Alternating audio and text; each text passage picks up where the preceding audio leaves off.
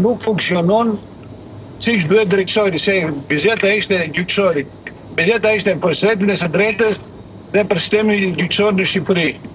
Këto probleme që unë thash, besoj se janë realitet dhe shumë kur do erë që realiteti përballet me ideologji me dëshirat realitet.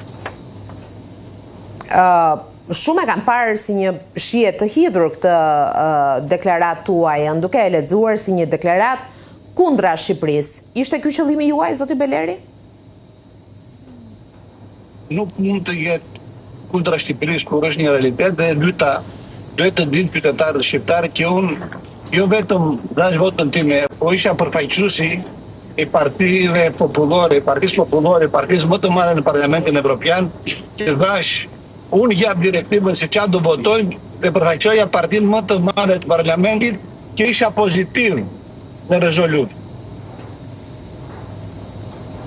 E kuptoj. E kam zotin Beleri apo kemi një shkëputje të internetit?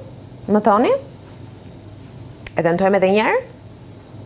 Dhe po flasim për një deklarat të zoti Beleri të bërë vetëm pak ditë më parë, që kanë gjallur jo pak reagime kur tha se Shqipëria nuk është gati për tu integruar në Bashkimin Evropian, duke thënë se të gjithë ata që e mendojnë këtë kanë një imazh të gabuar të situatës, dhe zoti Beleri thotë se i referohet situatës drejtësisë në Shqipëri me reformën e drejtësisë sipas tij, të miratuar 10 vite më parë në parlament, që ka dështuar duke renditur edhe disa nga arsyet me cilave një vendim gjykate i përfunduar në Shqipëri kërkon 12 vite kohë. Shumë e lexuan edhe mes politikës si një deklarat kundër Shqipërisë.